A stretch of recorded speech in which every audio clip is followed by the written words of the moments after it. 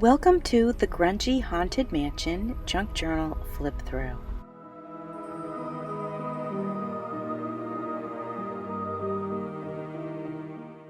This has been a collaboration with Crafted by Carol and Creating with Jovi.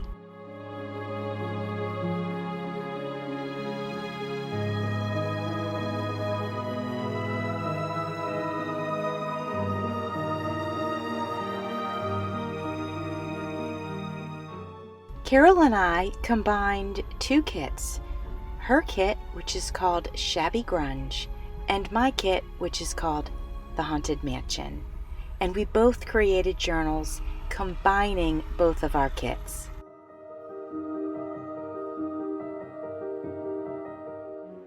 I did very little embellishing on her kit pages, except for I inked all of the edges, and also I tore all of the edges. But I left them plain because they were just perfect and I didn't want to cover them. You will see some images of people in this journal because after all, it is a haunted mansion. So if we allow our imaginations to just go with it, we could think about the families that once lived in the mansion. I want to mention that this journal is available in my Etsy shop if you are interested.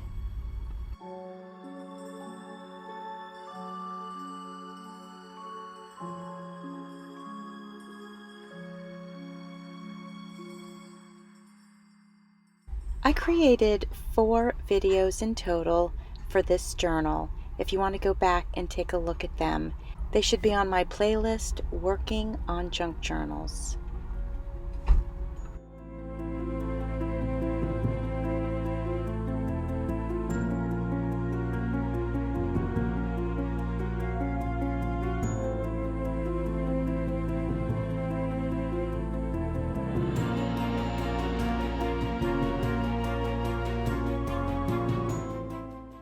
I wanted to mention, for those of you who don't have a sewing machine or have one that's broken like mine, you can still make ruffles.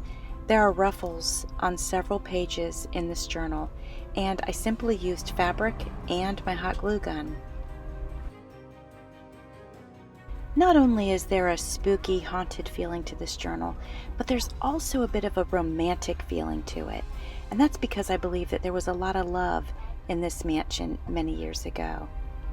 On this side over here, there's some beautiful trim, but also this is an earring. It's an old earring that I got at the thrift store, and it fits perfectly on this edge right here.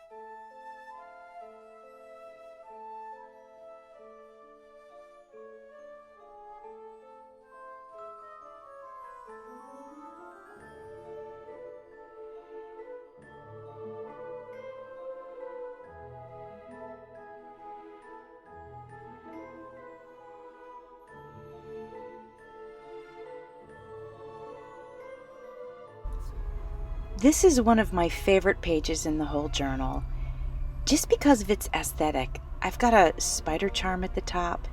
I've used a paper bag and lace and the torn fabric and then pieces from the scrapbook paper. I just love the way that it came together, and the trim with the gray and the black on it.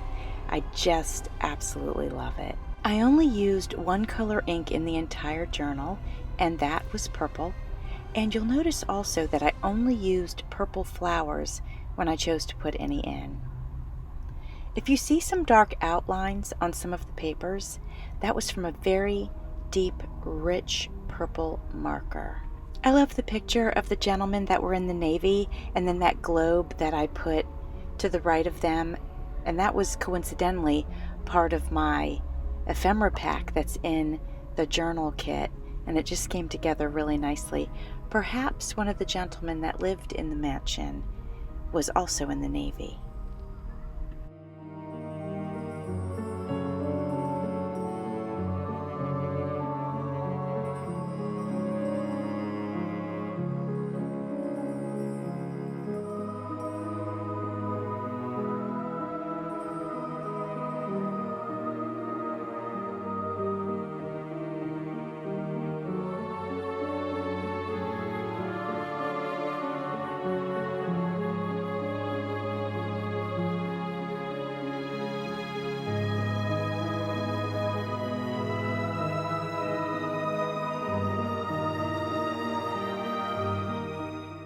I believe it was my friend Pam of Pamela's Creations that sent me this little ghost charm, and of course I had to use it for this journal.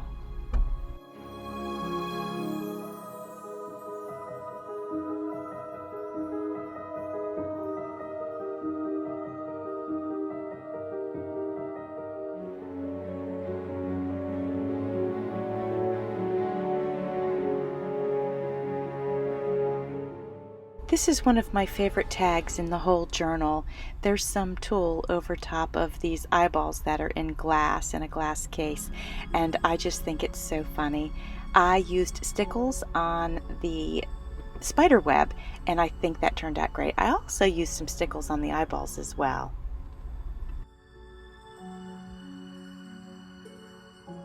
If you saw the other videos that I created for this series, you would know that I used some pattern paper on some of the darker pages to lighten it up so that it could be easily written on.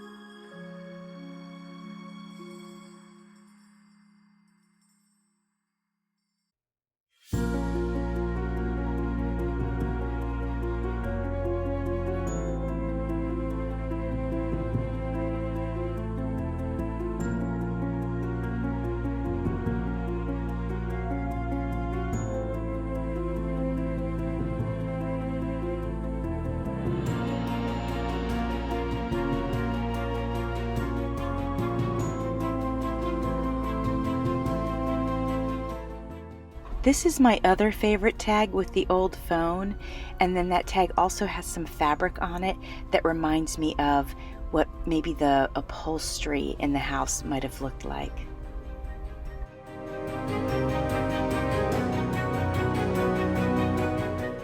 All of the paper that you see that's dark like this, I created, and I created about a year ago, and I'm so glad that I have a journal that I can use it in.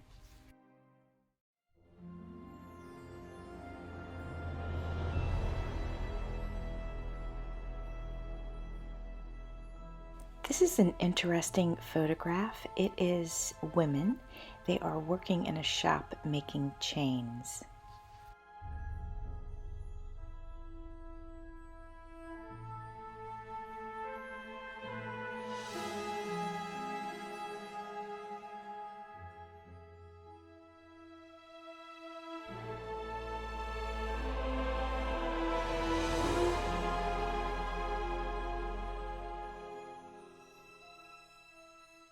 This is one of 4 tags that I created during a video called Trash and Stash, where I used something that would normally end up going into my recycling bin. I used that, and then I used pieces from my stash to create the tags. This is another one of the pages that has the pattern paper glued down to it. It gives a nice light area so the page can be written on. And I think it also lends to the grungy feeling of the journal. This right here is a piece of tea dyed paper, and the pink and blue mark is actually from the tea bag that I used. It was hibiscus tea that I used, and that's why it had coloration like that.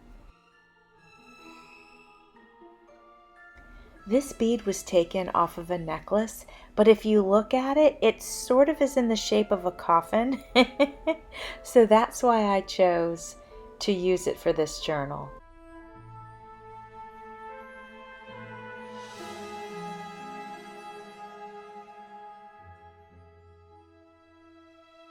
This is another one of my favorite spreads in the journal.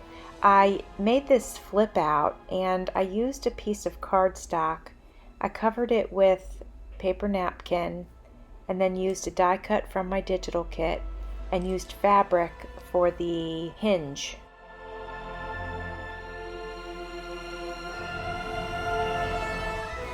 This is one of my very favorite pieces of coffee dyed paper of all time. I love how this came out. It's the original piece. I don't have another one. I love it. I don't want to part with it, but I've decided it looks beautiful in this journal. And that is vintage music sheet.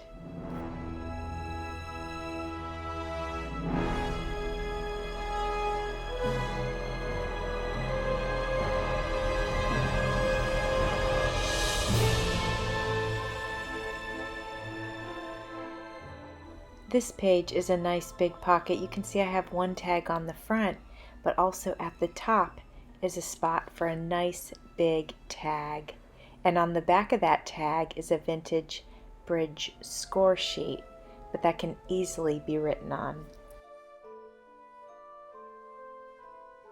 This is the last page. I simply paper clipped one of those trash and stash tags that I created, and the trash part of it was that it was the outer cover of a scrapbook pack, and then the stash was basically everything else on the tag, the lace, the ephemera, all that kind of stuff.